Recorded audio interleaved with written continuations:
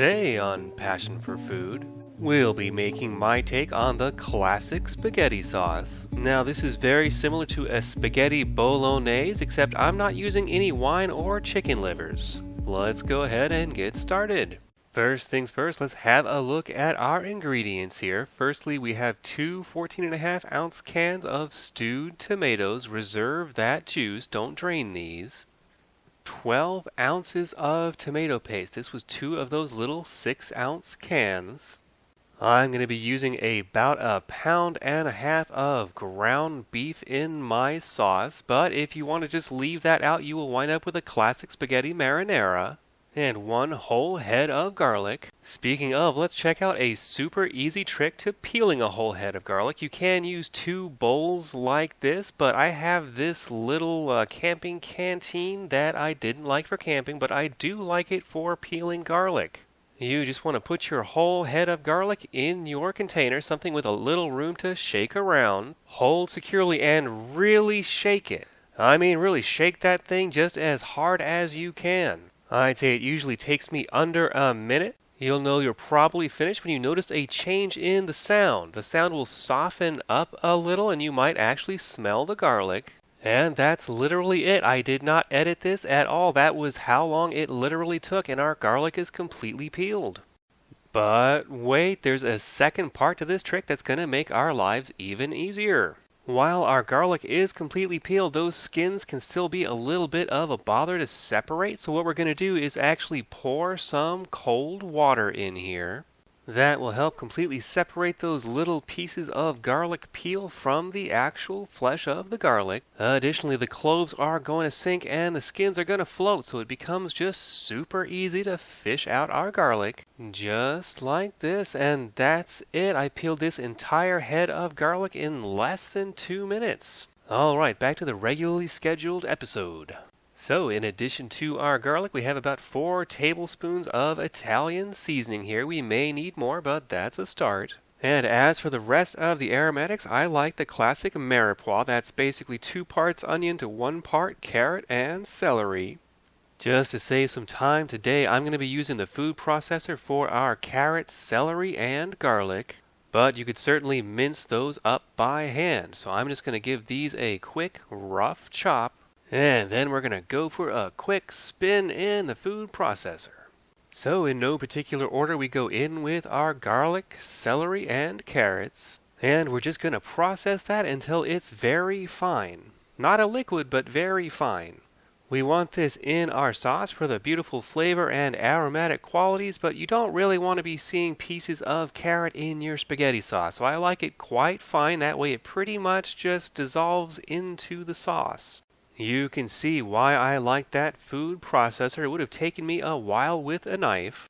Alright, so on to our onion. Unlike the carrots and celery, I do like hunks of onion in my sauce, so I'm going to cut these fairly large in a technique referred to as Frenching, so you'll wind up with these little moon shapes. You can see here I didn't quite get all the root of that onion off, but we can just go quickly around like this and pop that off. That way it'll still come apart for us the way we want it to. So we're going to slice these in half and off with the skins. Once you have your skins off, you can do these one at a time, but it's actually fairly easy just to lay them end to end like this, and we can do it all at once. Although I wouldn't recommend more than 2 unless you have some really ninja level knife skills. As you cut, you want to be kind of aiming for the middle inside of the onion, and you get these perfect little moon shapes. At the end, you want to flip those down and give them a final chop just to keep things nice and stable. And just repeat that with the other onion. Now, I know the second onion usually goes a little quicker than the first onion, but this is just ridiculous. Alright, now that all of that is taken care of, let's go ahead and actually get this sauce started. Now, rather than sauteing our aromatics in olive oil, which is traditional, I'm forming my own tradition, and I'm going to saute them in the rendered fat from our ground beef. After all, the less waste we have, the better, and the flavor is just great. And additionally, if this is grass-fed beef we're talking about, you're actually going to get a lot more healthy omega-3 fatty acids from the beef fat than you would the olive oil. Don't worry though, olive oil lovers, there is still a time and a place for the olive oil in this recipe, and I'll be showing you that very soon. Once we've salt and peppered liberally and we're starting to hear this sizzle, I'm going to break this up with my wooden spatula and just get this cooking. 3 or 4 minutes should be enough to get most of it fully cooked, and you can see a lot of that fat rendering out already. Now, depending on the amount of fat in your meat, you may or may not want to drain this at this point. Mine was quite fatty, so I opted to drain it. I have a steel strainer over a metal bowl here. If you're using more like a 90-10 beef mixture, you could get away with just tossing your aromatics right in with the meat once it's cooked and just sautéing that all together. Back on the heat we go, and I'm going to pour in about 2 or 3 tablespoons of that beef fat. Things should still be relatively hot here. You should be able to see it shimmer a little, sizzle a little, and we know we're ready to go in with our vegetables. Now at this point, we're not trying to cook these all the way through, but giving them a quick saute ahead of time is going to enhance the flavors, and not to mention it will really make the house smell wonderful.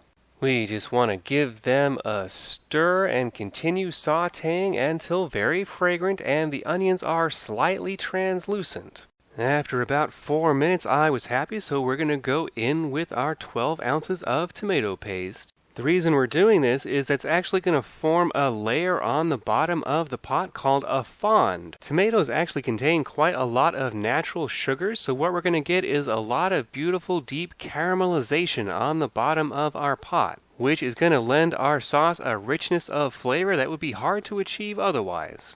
I like to give things a good thorough stirring until I'm convinced everything is thoroughly mixed together. And then at that point, I'm actually going to let it sit for about 30 seconds or so to actually let that caramelization begin. You definitely want to be careful here because right on the other side of caramelized is burnt, and you don't want burnt sauce.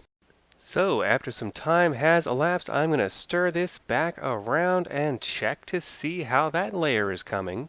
You can kind of see it in the shot here, that dark layer on the bottom of the pot. That's called the fond.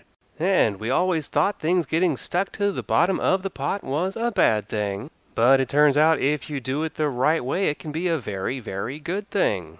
So, being satisfied with our caramelization, it's time to go in with our stewed tomatoes and the accompanying juice. Right away, we want to get this mixed around to start dissolving that caramelized surface on the bottom. And in we go with our dried Italian seasoning. You could totally use fresh basil, rosemary, and thyme if you had it, but I find these dried mixes super convenient. And by the way, if you want to add wine, this would be a good time to do it.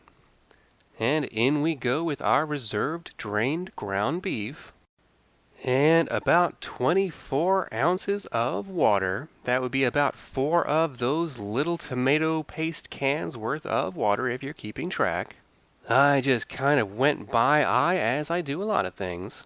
As we're stirring, scrape along the bottom to try and get off any browned bits, and this is actually why I like these flat edge spatulas for this. Unlike a rounded spoon, you're going to come in contact with a lot more surface area and it can get right up to the edges of the pot, letting us get all that caramelized tomato dissolved.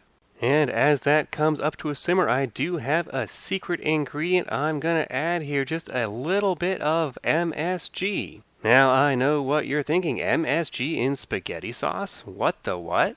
But trust me, it really is a worthwhile addition, especially if you're doing a marinara sauce. It adds a little savoriness in the background that you just can't get otherwise. Now, I know some people are a little freaked out by MSG, but unless you have a specific allergy or sensitivity, I haven't seen any evidence to suggest that it's harmful in any way. At least no more so than any other salt, so quit worrying. Anyway, at this point, it's time for the long simmer. You want to partially cover like so and simmer for a bare minimum of 2 hours, giving it a stir every 30 minutes or so. So here we are at the 90-minute mark, and this is when you want to give it a final taste for seasoning. And depending on your taste, you may want to go in with some additional salt or additional Italian seasoning.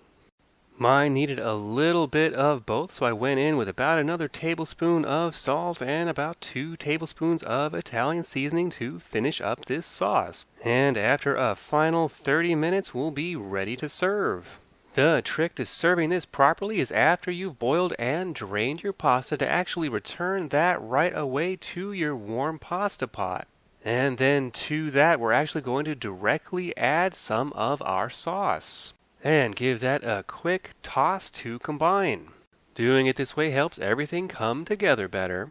If you've ever ladled spaghetti sauce onto spaghetti on your plate and then wound up with a bit of water down under the pasta, that's because you missed this step. This is an important step, you guys. And as for the noodles, these were some fresh homemade noodles that I made. Check out the video in the top right to learn how to make that. If you've never had fresh pasta, it's definitely worth a try. It's surprisingly simple and easy to make, and it's very different than the dried pastas you're probably used to.